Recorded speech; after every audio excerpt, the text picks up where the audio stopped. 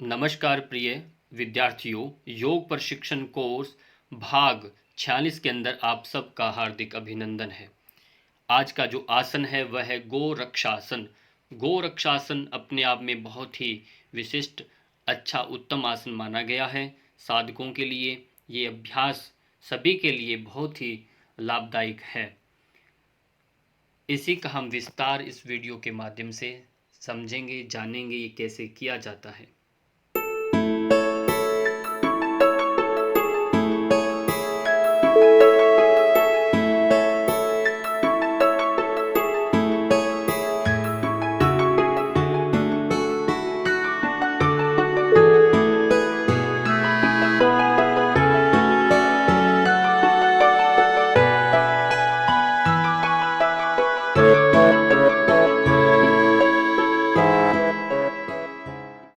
गोरक्षासन।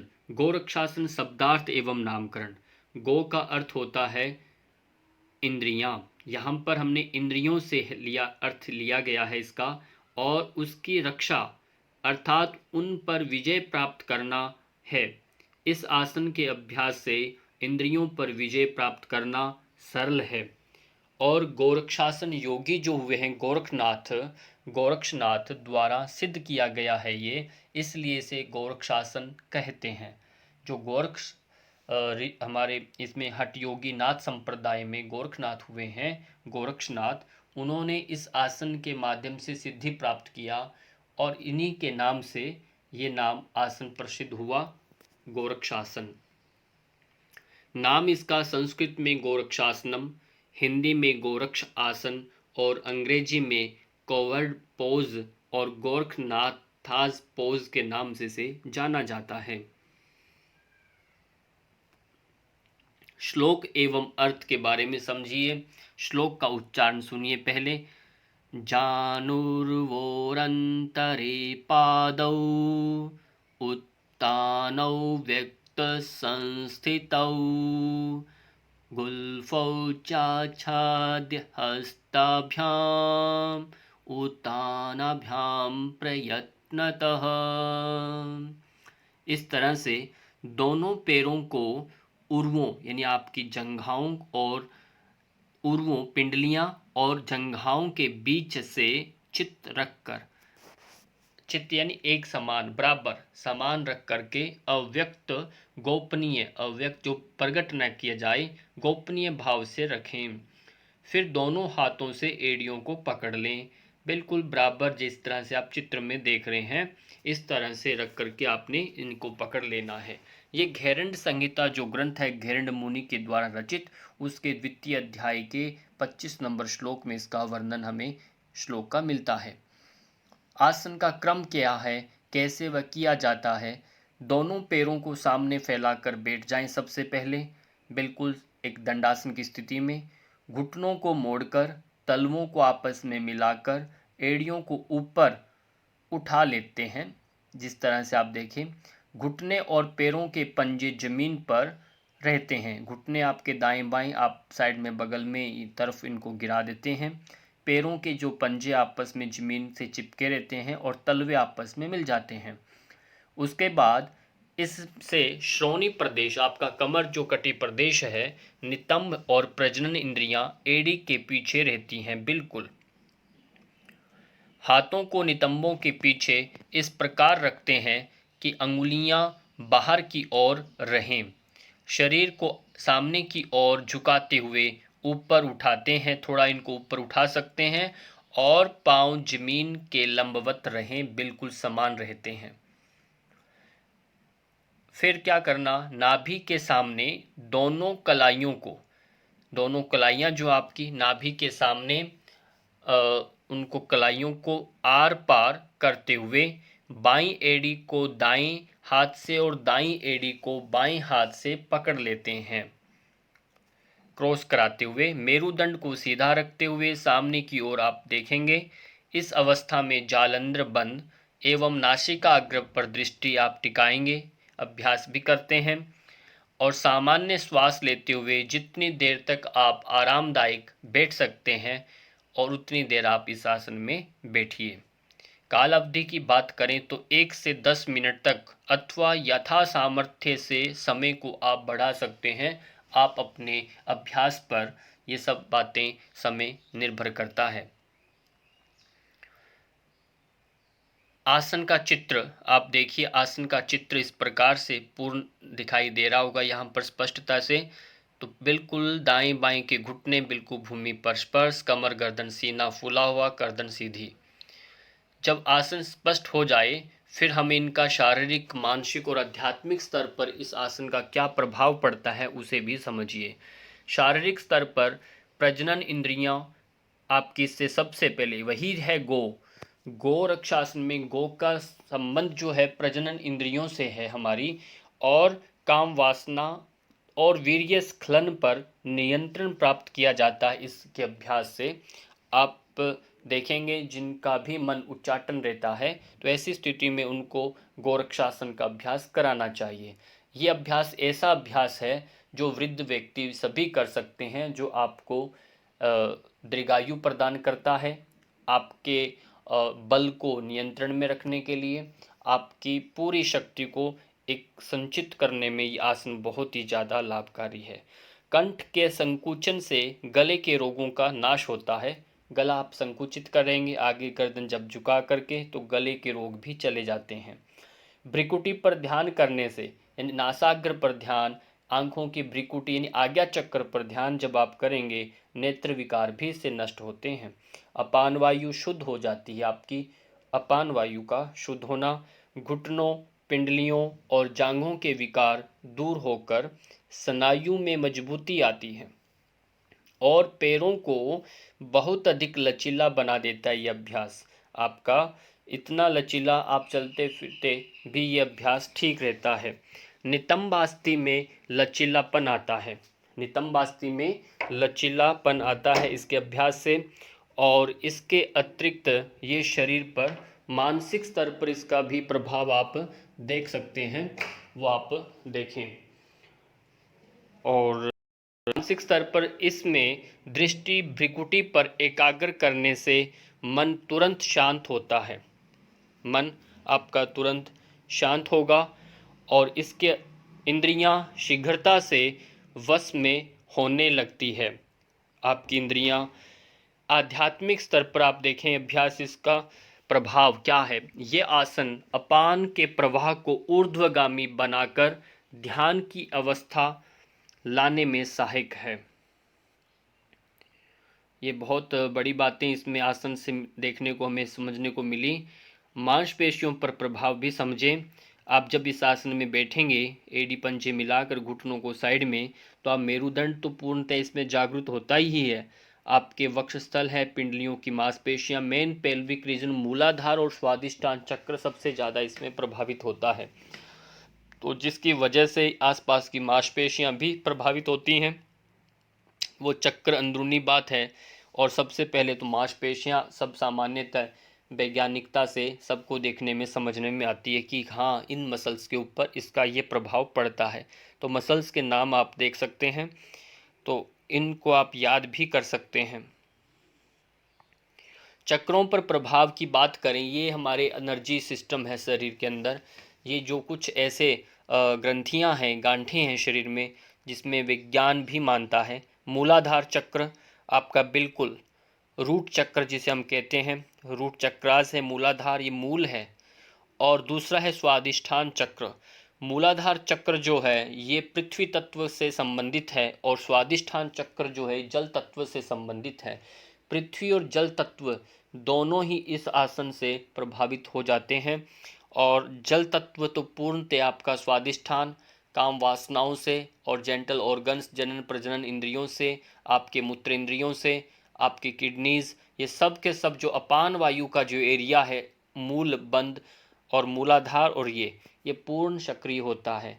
यहीं से ईड़ा और आपकी सूर्य नाड़ी मूलाधार चक्र से निकलती और स्वादिष्ठान से आपका ईड़ा नाड़ी, सूर्य और ईड़ा चंद्रस्वर दोनों यहाँ से निकलते हैं, उनका उद्गम स्थल है ये। इसलिए ये आसन अपने आप में अध्यात्म की ओर यात्रा कराने वाला बन जाता है, चक्रों पर विजय होती है। ग्रंथियों पर प्रभाव देखिए, प्रजनन व पौरुष ग्रंथि ये सबसे पहले आएगी, क्योंकि ये मूलाधार और स्वादिष्ठान चक्र से संबंधित हुआ।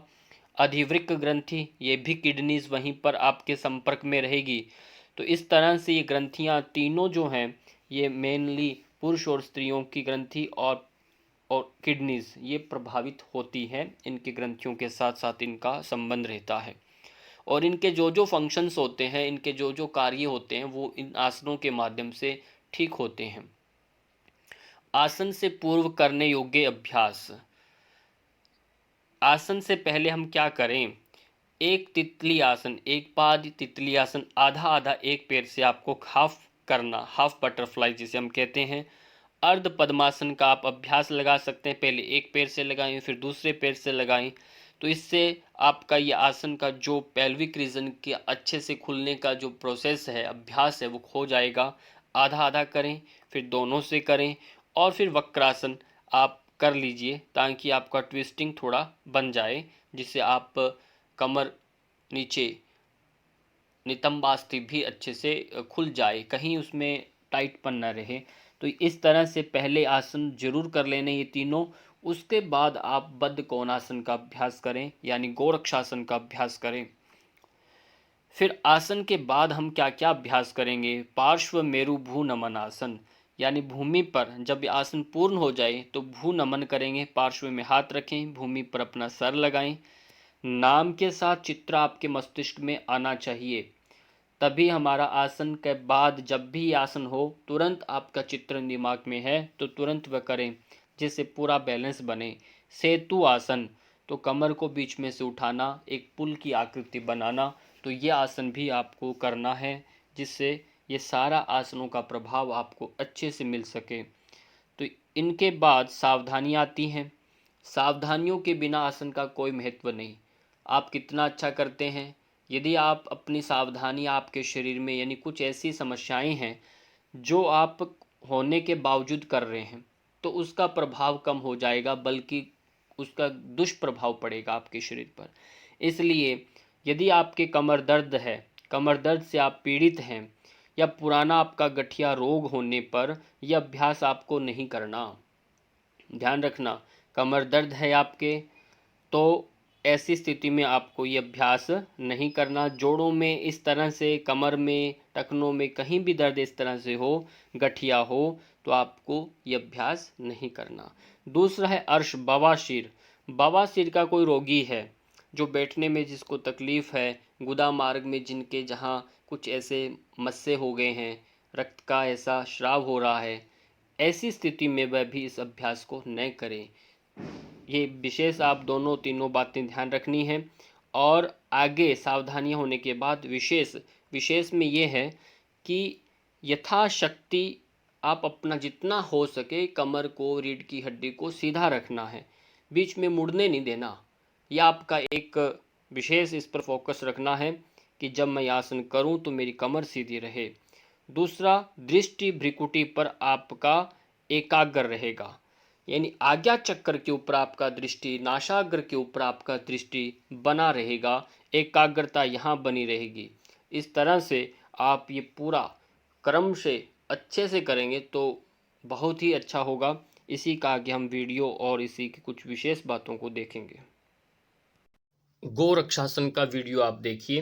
गोरक्षासन के लिए शिथिल दंडासन से आप दंडासन में आएंगे और एक एक करके पहले दाएं पांव को और फिर बाएं पांव को मोड़ करके और दोनों पांव के तलवों को एक साथ मिलाते हुए अपने मूल भाग में, यानी गुदा मार्ग के पास और मूत्रेंद्रिय के नीचे एड़ियों को लगा करके सटा करके रख देंगे।